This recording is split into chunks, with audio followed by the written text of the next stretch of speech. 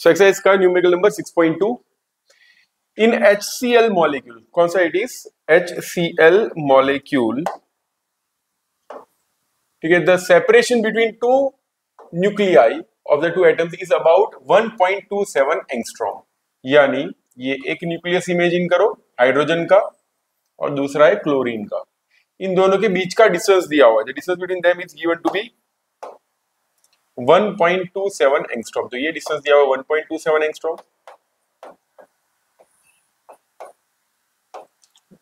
1 angstrom is 10⁻10 metre. I hope आपको ये पता ही होगा। इसके बाद find the approximate location of centre of mass. इस सिस्टम का सेंटर ऑफ मास फाइंड करना है। तो देखो बच्चों, ये मान लेते हैं हाइड्रोजन है और यहाँ पे क्लोरीन H और Cl। तो फाइंड क्या करना है, approximate location of centre of mass given that the chlorine atom is 35.5 times massive as hydrogen atom। यानी मास ऑफ क्लोरीन कितना ज्यादा है, it is 35.5 times mass of hydrogen. ठीक है, mass of chlorine is 35.5 times mass of hydrogen, ऐसा यहाँ पे data में दिया हुआ है। And nearly all the mass of atom is concentrated in its nucleus. ये तो ऑब्वियस है, ठीक है, वो पूरा का पूरा मास सेंटर पे ही कॉन्सेंट्रेटेड होगा, हमको ये मान के चलना है। तो फाइंड क्या करना है, इस सिस्टम का सेंटर ऑफ मास। देखो बच्चों, अगर ये क्वेश्चन एग्जाम में आता है, ठीक है, एमसीक्यू में अगर आता है, तो आपको रफली आप लोग सॉल्व कर सकते हो कि चलो अगर ये दोनों के मास सेम होते तो उसका सेंटर ऑफ मास बीच में आता, वो तो आपको लॉजिकली पता ही होगा। If two spheres are having same mass, अगर सेम मास होते तो सेंटर ऑफ मास एग्जैक्टली उसके सेंटर पे ही होता। बट यहां पे कौन भारी है, देखो क्लोरीन, क्लोरीन इज हैवियर, तो सेंटर ऑफ मास किस तरफ चला जाएगा, सेंटर से थोड़ा इस तरफ। ठीक है, तो वही हमें फाइंड करना है। तो मान लो यहाँ पे उसका सेंटर ऑफ मास है, let this be the point where the centre of mass is located. इसको मैं XCM बोल देता हूं, position of centre of mass. ये पूरा एक्स एक्सिस ही मान लेते हैं। तो we can say position of centre of mass, centre of mass is given bye,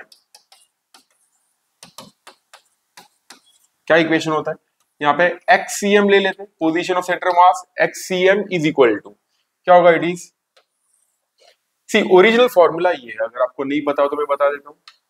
RCM का फॉर्मूला ओरिजिनली ये है, RCM is equal to M1R1 plus M2R2। यहाँ पे तो दो ही है, बट अगर n तक था तो n तक भी जा सकते हैं, divided by M1 plus M2 and so on. तो यहाँ पे M1R1 की जगह कौन, एक तो हाइड्रोजन है और ये है क्लोरीन।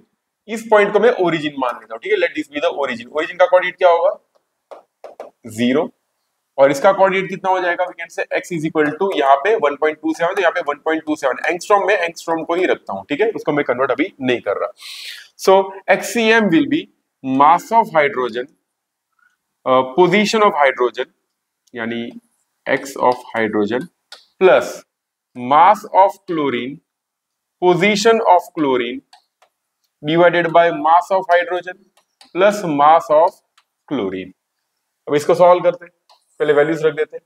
XCM का value, position of centre of mass, XCM will be mass of hydrogen, कितना है mass of hydrogen, it is, चले ये पोजीशन तो 0 ही ना उसका, इसका मैं 0 ही रख देता हूं, क्यों, बिकॉज XH का वैल्यू 0 है, position of hydrogen is 0, hydrogen को हम लोगों ने ओरिजिन पे रखा हुआ है, plus what is mass of chlorine. तो मास ऑफ क्लोरीन हमको दिया हुआ है ये 35.5 टाइम्स मास ऑफ हाइड्रोजन, तो मैं यहाँ पे लिखूंगा 35.5 टाइम्स मास ऑफ हाइड्रोजन। उसके बाद है उसका XCl, उसका पोजीशन कहां पे, तो पोजीशन है उसका 1.27 पे, तो यहाँ पे लिखेंगे 1.27, एंगस्ट्रॉम को एंगस्ट्रॉम ही रखा हुआ है अभी, divided by MH plus MCl। MH हमको नहीं पता, मैं MH को MH ही रखता हूं, plus MCl, mass of chlorine 35.5 times mass of hydrogen, यहाँ पे लिखेंगे 35.5 टाइम्स मास ऑफ हाइड्रोजन। तो ये XCM का वैल्यू हो जाएगा 35.5 इंटू 1.27 MH बाय नीचे हो जाएगा 36.5, 35 प्लस 1 30, ये इतना MH, ये दोनों कट हो जाएंगे। XCM का वैल्यू अगर हम लोग कैलकुलेटर से फाइंड करते हैं, exact value will get 35.5 into 1.27 by 36.5, we get 1.235 angstrom. क्या आंसर मिलेगा? 1.235 angstrom. We can say it's also equal to 1.235। अगर एंगस्ट्रॉम को मैं मीटर में कन्वर्ट करूं तो into 10⁻⁻10 मीटर हो जाएगा। So this will be the position of center of mass of this system. This was exercise का numerical number 6.2।